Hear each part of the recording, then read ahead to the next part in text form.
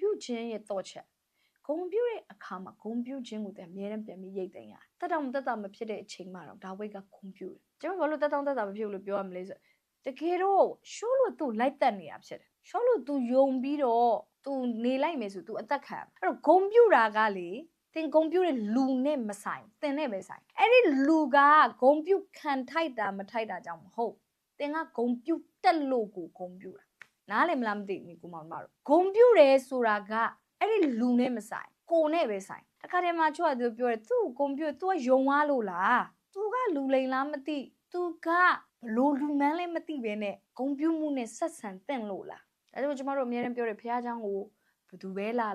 အယက်သမားပဲလာစင်းရဲသားပဲလာချမ်းသာတဲ့လူပဲလာ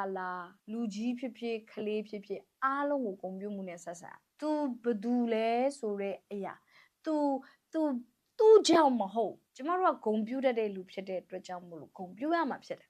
ဒါဝိတ်ကရှောလို့သူသတ်တယ်ဆိုတော့သိပေမဲ့လိုက်သက်နေတယ်ဆိုတော့သိပေမဲ့သူဂုံပြုတယ်ဒါပေမဲ့ဒီလိုပြောလို့ရှောလို့ယုံတယ်လို့တော့မဆိုလို့ရှောလို့သူ့ကိုတတ်မယ်မတတ်ဘူးဆိုတော့ तू မသိချအောင်ဒါကြောင့်မလို့ရှောလို့အနားမှာ तू မနေဘဲနဲ့ခက်ဝေးကနေလှမ်းပြီးစကားပြောတာဖြစ်တယ်အဲ့တော့ဂုံပြုတာနဲ့အဝေးမှာနေတာနဲ့မတူဘူးဖြစ်တယ်ဒါပေမဲ့အဝေးမှာနေတိုင်းသင်ကဂုံမပြုတ်ရမှာမဟုတ်ဒါပေမဲ့ဘသူကမှမကောင်းမပြောပါနဲ့ဒါပေမဲ့ဒီလိုပြောလို့အားလုံးကိုယုံပြီးဘာတစ်ခုမှသူမစင်စားတာမဟုတ်နားလည်မလားမသိဘူးညီကောင်မတို့အချို့လူတွေကဒီဘက် extreme ကိုသွားတယ်အားလုံးကိုဂုံပြုတယ်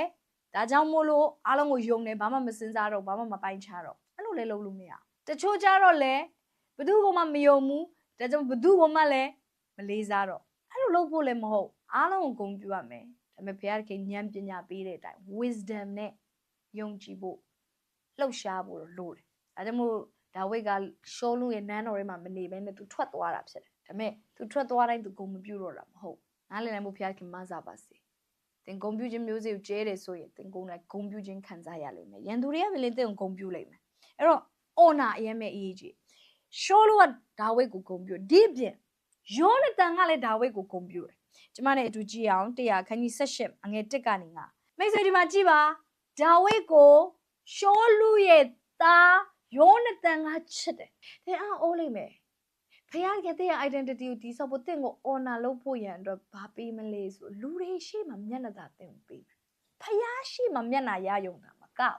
လူတွေရှိမှလည်းတဲ့မျက်နှာသာရမယ်လူဖြစ်တယ်ကျမအမြဲတမ်းကြေညာတယ်ကျမမျက်နှာသာရှိတဲ့သူဖြစ်တယ်လူရှိမှဖခင်ရဲ့ရှိမှမျက်နှာသာရတဲ့သူဖြစ်တယ်လူတွေကျမမျက်နှာသာအမြဲတမ်းပေးဂျေဇုတော်ကြောင့်ကျမသွားလီရမှာမျက်နှာသာခံစားရတယ်မျက်နှာသာဆိုပါလေမထိုက်မတန်မင်းနဲ့ဂျေဇုပြုရခံစားရခြင်းဖြစ်တယ်အချို့သောအရာတွေကျမဘဝထဲမှာ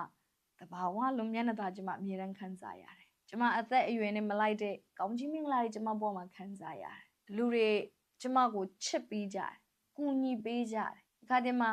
ကျမညတကောင်ဖုန်းခေါ်ရင်လည်းကူညီပေးတဲ့လူတွေရှိတယ်တကယ်ပဲဖခင်ကိုချစ်ပြီးတော့ဖခင်နိုင်ငံတော်ကျေပြန့်ခြင်းအတွက်ကျမတို့ရဲ့ယူပါယုံတွေကိုလက်တွဲပြီးတော့လှုပ်ဆောင်ပြီးတဲ့လှုပ်ဖို့ဆောင်ဖက်တွေဖခင်ပြင်ဆင်ပေးတယ်မျက်နှာသာဖြစ်တယ်သင်ကြီးမားတဲ့အမှုတွေလုပ်မယ်ဆိုရင်စူးစမ်းယုံနဲ့ပဲမရဘူးမျက်နှာသာလို့မျက်နှာသာကိုယုံမှရမယ်ကြီးမားတဲ့လုပ်တွေသင်လုပ်ချင်တယ်မလားမျက်နှာသာကိုသင်ယုံဖို့လိုတယ်မျက်နှာသာအားဖြင့်ဖခင်သင် confident တည်ဆောက်လိမ့်မယ်ဟေရိုအန်အိုဇီယာကောင်းတဲ့ရှောလူနဲ့ယောနသန်တာအဖဖြစ်တယ်ရှောလူကဒါဝိတ်ကိုလိုက်တတ်တယ်